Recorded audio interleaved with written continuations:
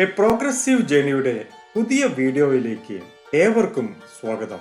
ചിലർ അങ്ങനെയാണ്, എന്ത് പ്രശ്നം വന്നാലും അതിൽ നിന്നെല്ലാം ഫീനിക്സ് പക്ഷിയെ പോലെ ഉയർത്തെഴുന്നേറ്റ് വരും.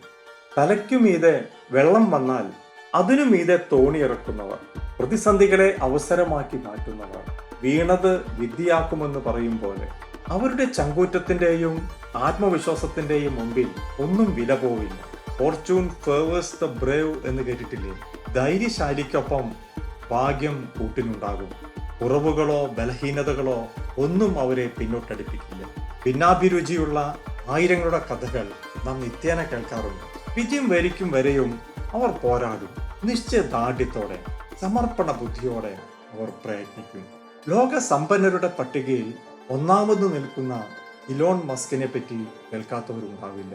ഫോബ്സിന്റെ നവംബർ കണക്ക് പ്രകാരം അദ്ദേഹത്തിന്റെ ആസ്തി എന്നത് $304 ബില്യൺ ആണ്. സ്പേസ് എക്സിന്റെ മുഖ്യശില്പി, വാഹന നിർമ്മാണ കമ്പനിയായ ടെസ്ലയുടെ അധിപൻ, സോഷ്യൽ മീഡിയ പ്ലാറ്റ്ഫോമായ എക്സിന്റെ മുമ്പത്തെ ട്വിറ്റർ തലവൻ, നിർമ്മാണ മേഖലയിലും ആർട്ടിഫിഷ്യൽ ഇന്റലിജൻസ് മേഖലയിലുമുള്ള മറ്റ് നിരവധി കമ്പനികൾ. ഡൊണാൾഡ് ട്രംപിന്റെ വിജയത്തോടെ മറ്റൊരു പദവി കൂടി. ഡിപ്പാർട്ട്മെന്റ് ഓഫ് ഗവൺമെന്റ് എഫിഷ്യൻസിയുടെ കമ്മീഷണർ. വിജയിക്കാൻ കച്ചകെട്ടിയിരിക്കുന്ന ആളിനെ എങ്ങനെയാണ് പിന്തിരിപ്പിക്കാൻ പറ്റുക?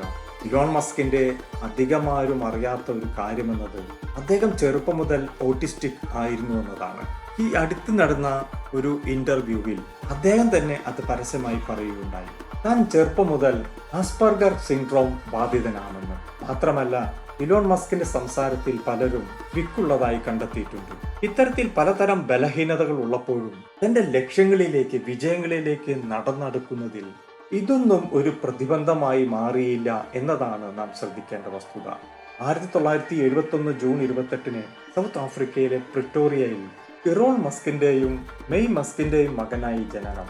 തന്റെ 18ാം വയസ്സിൽ പഠനാർത്ഥം കാനഡയിലേക്ക് ചേക്കേറുന്നു. കാനഡയിലെ 2 വർഷത്തെ മെട്രിക്കുലേഷൻ പഠനത്തിന് ശേഷം ബിരുദ പഠനത്തിന് വേണ്ടി അമേരിക്കയിലേക്ക്. ഫിസിക്സിലും എക്കണോമിക്സിലും ബിരുദം. ഉയർന്ന പഠനത്തിന് വേണ്ടി പിന്നീട് കാലിഫോർണിയയിൽ പോയെങ്കിലും ക്ലാസ്സിൽ എൻറോൾ ചെയ്യാതെ തന്റെ സഹോദരൻ കിംബലുമായി ചേർന്ന് ഒരു സോഫ്റ്റ്വെയർ കമ്പനി രൂപീകരിക്കുന്നു. SIG2 എന്ന് പേരിട്ട ഈ കമ്പനി സിറ്റി ഗൈഡ് സർവീസിന് വേണ്ടിയുള്ളതായിരുന്നു. ഇലോൺ മസ്കിന്റെ ബില്യണയർ യാത്രയിൽ വഴിത്തിരിവായത് 1999 തന്റെ ആദ്യ കമ്പനി $307 മില്യൺ കമ്പാക്ട് എന്ന കമ്പനിക്ക് വിറ്റതാണ്.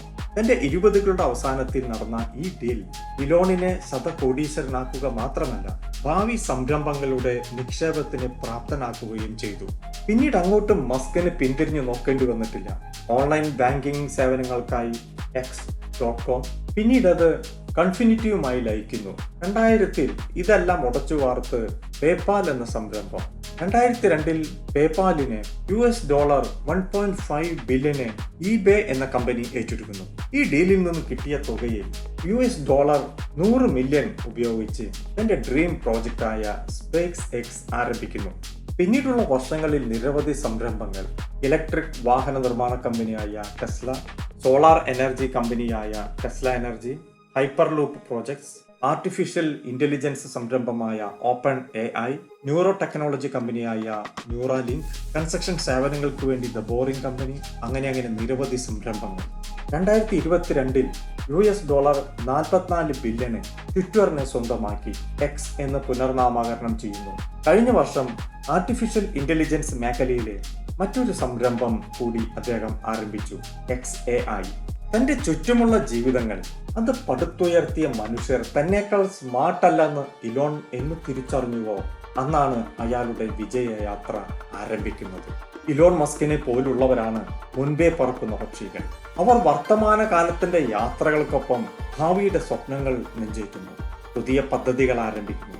മേക്ക് ലൈഫ് മോർ ഈസിയർ എന്ന സങ്കല്പത്തിന് വേണ്ടി ചിന്തിക്കുന്നു. അന്യഗ്രഹ വാസത്തിന്റെ സാധ്യതകൾ ആരായിരുന്നു, അതിനുവേണ്ടി ഇൻവെസ്റ്റ് ചെയ്യുന്നു. ഇങ്ങനെയൊക്കെയാണ് ലോകം ഇതുവരെ എത്തിയിട്ടുള്ളത്. ശാസ്ത്രത്തെ എക്സ്പ്ലോർ ചെയ്താണ് നാം ഈ കാണുന്ന ആധുനിക നൂറ്റാണ്ടിൽ എത്തിയിട്ടുള്ളത്. ഇനിയും ശാസ്ത്രം വളരേണ്ടതുണ്ട്. തന്റെ ഇല്ലായ്മകളും പോരായ്മകളും ബലഹീനതകളും പറഞ്ഞ് സങ്കടപ്പെട്ടിരിക്കാനല്ല നമുക്ക് ഈ അമൂല്യമായ ജീവിതം കിട്ടിയിട്ടുള്ളത്. കർമ്മോത്സുകതയോടെ, ആവേശത്തോടെ കുതിക്കാനുള്ള ഇന്ധനവും വഴികളും നമ്മുടെ മുന്നിലുണ്ട്. അതൊന്ന് കണ്ടെത്തി തിരികൊളുത്തുക മാത്രം മതി, ബാക്കിയെല്ലാം തനിയെ വന്നു ചേരും. ദി ആൽക്കമിസ്റ്റിലെ പൗലോ കോയ്ലോയുടെ വാക്കുകളുടെ ഊർജം അതെത്ര വലിയതാണ്. ഒരു കാര്യം നേടാൻ നിങ്ങൾ അതിയായി ആഗ്രഹിക്കുന്നുവെങ്കിൽ മുഴുവൻ പ്രപഞ്ചവും നിങ്ങൾക്കൊപ്പം ഉണ്ടാകും.